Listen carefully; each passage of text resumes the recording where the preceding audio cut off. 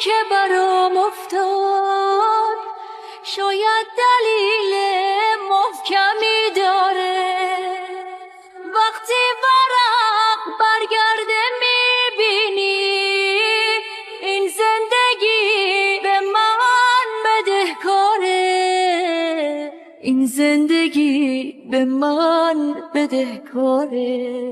باید منو باور کنی تا عشق سقف امید و آرزو باشه، با مرهم دست تو میتونه زخم عمیق من مداوا باشه. باید منو باور کنی تا عشق سقف امید و آرزو باشه.